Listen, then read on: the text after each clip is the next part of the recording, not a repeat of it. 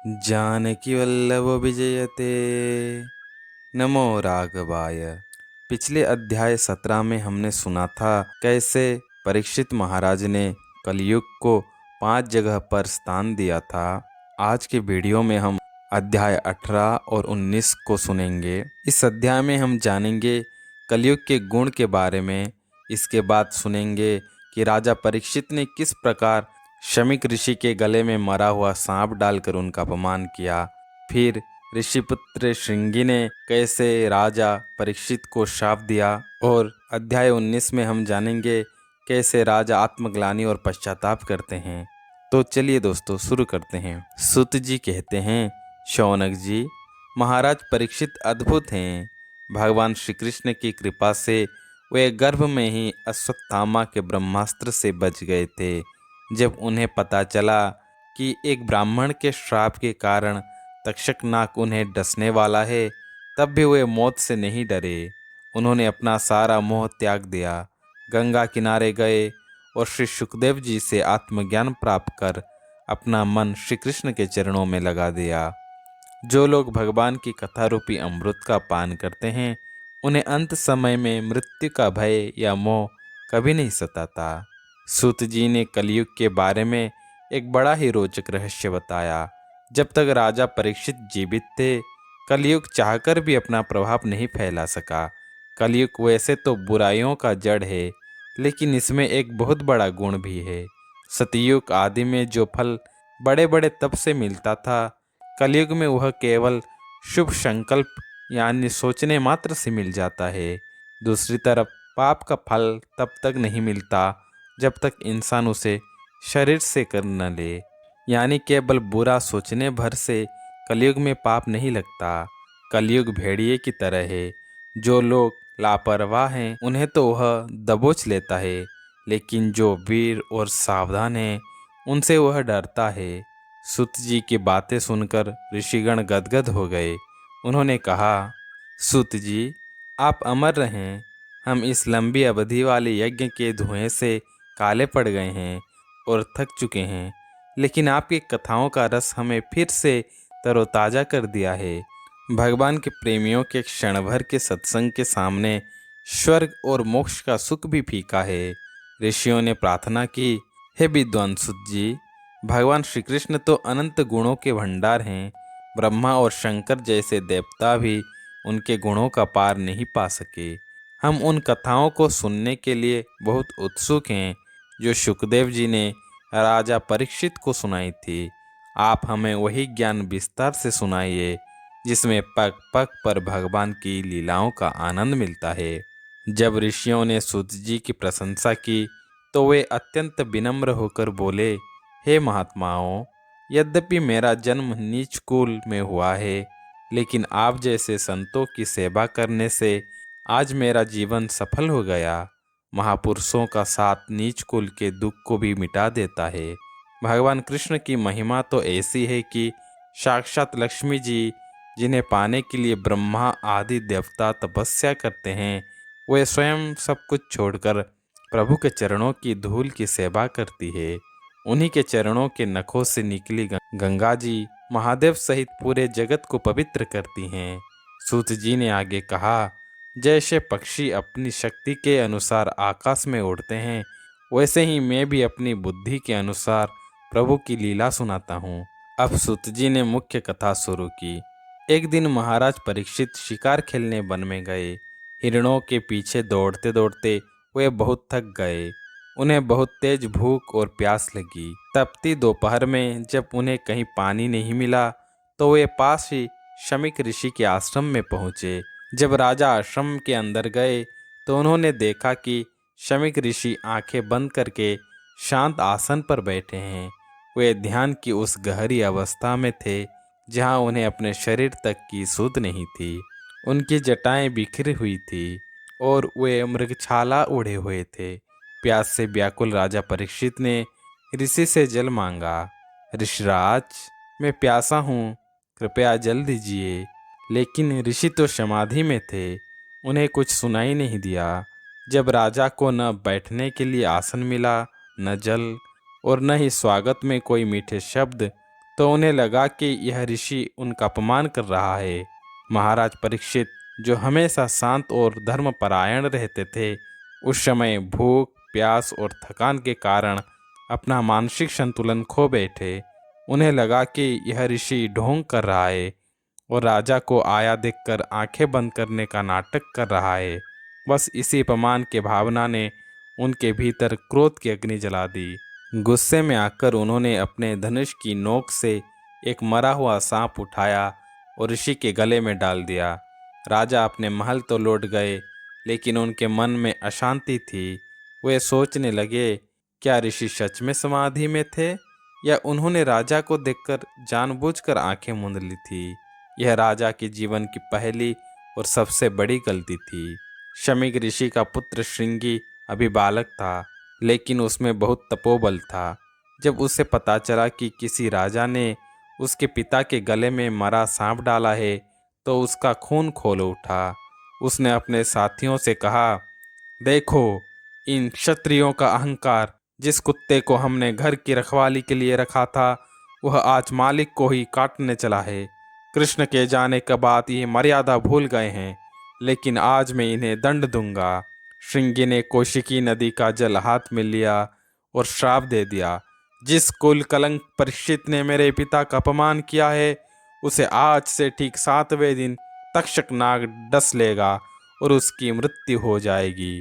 जब श्रृंगी आश्रम पहुंचा और रोने लगा, तब शमीक ऋषि की समाधि टूटी। उन्होंने अपने गले से मरा सांप फेंक दिया और पुत्र से रोने का कारण पूछा। जब उन्हें श्राप की बात पता चली, तो वे खुश होने के बजाय अत्यंत दुखी हुए। उन्होंने अपने पुत्र को डांटते हुए कहा, मूर्ख बालक, तूने यह क्या किया? एक छोटी सी गलती के लिए इतना बड़ा दंड?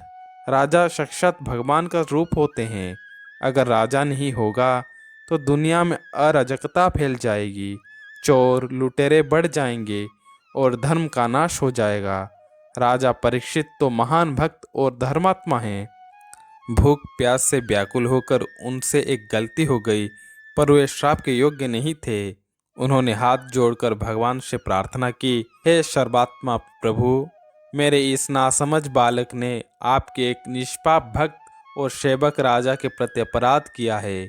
यह अभी बालक है, इसकी बुद्धि कच्ची है, कृपा करके इसे क्षमा कर दें।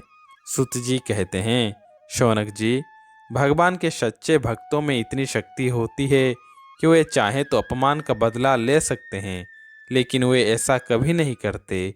कोई उन्हें धोखा दे, गाली दे, उन पर झूठा आरोप लगाए, यहाँ तक कि उन्हें पीटे भी, तब भी वे बदले की भावना नहीं रखते। वे हर परिस्थिति में शांत रहते हैं। महामुनि शमीक को राजा द्वारा किए गए अपमान का जरा भी दुख नहीं था, बल्कि उन्हें इस बात का पछतावा था कि उनके बेटे ने एक धर्मात्मा राजा को मौत का श्राप दे दिया। महापुरुषों का स्वभाव ही ऐसा होता है कि संसार के सुख दुख उन्हें विचलित नहीं कर पाते, क्योंकि वे जानते हैं कि आत्मा इन गुणों और विकारों से कोसों दूर है। यहाँ पर अध्याय 18 विश्राम होते हैं।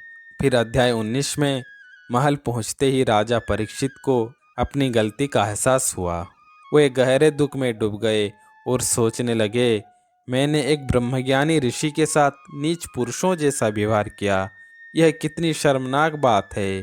मैं चाहता हूँ कि मेरे इस पाप के बदले मुझ पर कोई भारी विपत्ति आए, ताकि मेरा प्रायश्चित हो सके और भविष्य में मैं फिर कभी ब्राह्मणों या गांवों के प्रति ऐसी गलती न करूं। तभी उन्हें सूचना मिली कि 7वें दिन तक्षक नाग उन्हें डस लेगा। जहां आम आदमी मौत की खबर से कांप उठता, वहीं परीक्षित को यह खबर आग की तरह शुद्ध करने वाली लगी।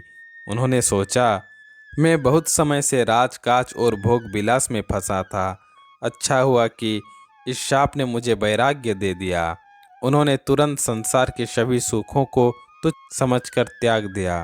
राजा परीक्षित ने अपना राजपाट बेटे जन्मेजय को सौंपा और गंगा किनारे पहुंच गए। गंगा जी, जो भगवान श्री कृष्ण के चरणों की धूल और तुलसी की सुगंध लेकर बहती हैं, उनके तट पर राजा ने आमरण अनशन का संकल्प लिया। वे मुनियों की तरह मौन होकर भगवान के ध्यान में लीन हो गए। जब यह खबर फैली कि एक महान राजा अपनी देह त्याग रहा है, तो त्रिलोक को पवित्र करने वाले ऋषि मुनि वहां खींचे चले आए। अत्रि, वशिष्ठ, भृगु, अंगिरा, पराशर, विश्वामित्र, परशुराम, वेदव्यास और नारद जैसे महान ऋषि वहां पधारे। राजा परीक्षित ने उन सभी ऋषियों का स्वागत किया और उनके चरणों में झुककर वंदना की। जब सभी महान ऋषि अपने आसनों पर बैठ गए, तब राजा परीक्षित ने हाथ जोड़कर अत्यंत शुद्ध हृदय से उनसे कहा, हे महापुरुषों, मैं धन्य हूँ कि आप जैसे संतों ने मुझे अपना कृपा पात्र समझा। अक्सर राजा लोग राजकाज के अहंकार में संतों के चरणों से दूर हो जाते हैं, लेकिन मुझ पर भगवान ने बड़ी कृपा की है। उन्होंने ब्राह्मणों के शाप के रूप में मुझे वैराग्य दिया है, ताकि मैं इस नश्वर संसार के मोह को छोड़ सकूं। परीक्षित जी आगे कहे, अब मुझे तक्षक नाग के डसने का कोई डर नहीं है। आप सब ऋषिगण और माँ गंगा मुझे अपनी शरण में लें। आप बस मुझे भगवान की रसमयी कथाएं सुनाएं।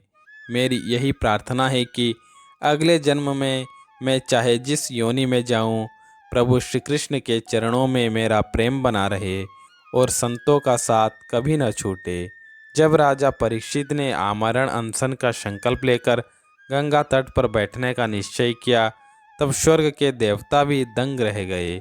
उन्होंने आकाश से फूलों की वर्षा की और नगाड़े बजाकर राजा के इस महान त्याग की सराहना की। सभा में मौजूद ऋषियों ने एक स्वर में कहा, हे राजर्षि, पांडु वंश के लिए यह कोई आश्चर्य की बात नहीं है। आप लोगों ने तो पहले भी भगवान की भक्ति के लिए उस सिंहासन को एक पल में छोड़ दिया था, जिसकी सेवा बड़े बड़े राजा करते थे। हम सब तब तक यहाँ से नहीं जाएंगे जब तक आप अपने इस शरीर को छोड़कर परम धाम नहीं चले जाते। ऋषियों की मधुर वाणी सुनकर परीक्षित को बड़ी सांत्वना मिली। उन्होंने ऋषियों के सामने यह प्रश्न रखा, जो आज भी हर मनुष्य के लिए महत्वपूर्ण है।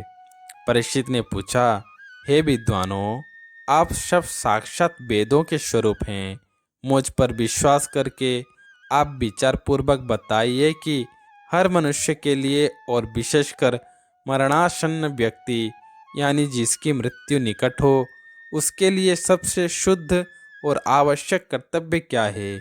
उसे क्या सुनना चाहिए, किसका जप करना चाहिए और क्या करना चाहिए। सुत जी कहते हैं, शौनक जी, उसी समय वहाँ व्यासनंदन श्री सुखदेव भगवान जी प्रकट हुए। वे अपनी इच्छा से विचरण करने वाले और किसी की अपेक्षा न कर रखने वाले अवधूत वेश में थे। उनकी अवस्था मात्र 16 वर्ष की थी। उनका शरीर अत्यंत सुकुमार, भुजाएं लंबी, आंखें बड़ी और मनोहर, और मुख पर एक दिव्य मुस्कान थी। वे दिगंबर थे, फिर भी उनके चेहरे का तेज किसी देवता जैसा था। सुखदेव जी के पीछे पीछे बच्चे और स्त्रियां उन्हें साधारण मनुष्य समझकर कौतूहलवश चल रहे थे, लेकिन जैसे ही वे सभा में पहुँचे, वहाँ बैठे व्यास, नारद और परशुराम जैसे बड़े बड़े ऋषियों ने उनके तेज को पहचान लिया और वे सब उनके सम्मान में खड़े हो गए। जो सुखदेव जी को नहीं जानते थे, वे यह देखकर हैरान रह गए कि इतने बड़े ज्ञानी एक 16 साल की बालक का इतना आदर कर रहे हैं। राजा परीक्षित ने सुखदेव जी को दंडवत प्रणाम किया और उन्हें सबसे श्रेष्ठ आसन पर बैठाया। ऋषियों के बीच बैठे सुखदेव जी ऐसे लग रहे थे जैसे तारों और ग्रहों के बीच चंद्रमा चमक रहा हो। राजा ने उनके चरणों को धोया और हाथ जोड़कर मधुर वाणी में कहा, हे ब्रह्मस्वरूप भगवान, आज मैं धन्य हो गया। मुझ जैसे अपराधी क्षत्रिय को आज आपके दर्शन मिल रहे हैं। आप जैसे महापुरुषों के स्मरण मात्र से घर पवित्र हो जाता है, तो फिर साक्षात दर्शन और सेवा का सौभाग्य मिलना तो परम सौभाग्य है। आपके पास आने से पाप ऐसे ही नष्ट हो जाते हैं जैसे भगवान विष्णु के सामने असुर नहीं टिक पाते। राजा ने बड़ी व्याकुलता से पूछा, हे योगियों के गुरु, भगवान श्री कृष्ण की कृपा ही है कि आप जैसे वनवासी सिद्ध पुरुष मेरे मृत्यु के समय यहाँ पधारे हैं। मैं आपसे जीवन की परम सिद्धि के बारे में पूछना चाहता हूँ। कृपा करके मुझे बताइए, जो मनुष्य मरने वाला है उसका सबसे बड़ा कर्तव्य क्या है? उसे क्या सुनना चाहिए, किसका जप करना चाहिए और क्या करना चाहिए? राजा परीक्षित ने सुखदेव जी के चरणों में झुककर पूछा, हे भगवान, आपने मुझे दर्शन देकर कृतार्थ कर दिया। मेरा प्रश्न केवल स्वयं के लिए नहीं है, बल्कि समस्त मानव जाति के लिए है। कृपा करके यह बताइए कि साधारण मनुष्य को अपना जीवन सफल बनाने के लिए क्या करना चाहिए? उसे किन कथाओं का श्रवण करना चाहिए, किसका नाम जपना चाहिए, किसका स्मरण करना चाहिए और किसका भजन करना चाहिए? साथ ही उसे किन चीज़ों का त्याग कर देना चाहिए? परीक्षित ने आगे कहा, हे मुनिवर, आपके दर्शन अत्यंत दुर्लभ हैं। विद्वान कहते हैं कि आप किसी गृहस्थ के दरवाजे पर उतनी ही देर रुकते हैं जितनी देर में एक गाय दूही जाती है, लेकिन मेरा सौभाग्य है कि आप यहाँ पधारे हैं। सूत जी कहते हैं, शौनक जी, जब राजा परीक्षित ने इतनी मधुरता और श्रद्धा के साथ यह प्रश्न किया, तब समस्त धर्मों के मर्म को जानने वाले भगवान सुखदेव जी प्रसन्न हुए और उनके प्रश्नों का उत्तर देने लगे। इति श्रीमद्भागवते महापुराणे प्रथम स्कंदे शुकागमनम नामेकोनविंशोऽध्याय। यहाँ पर प्रथम स्कंद विश्राम होते हैं। नमो राघवाय।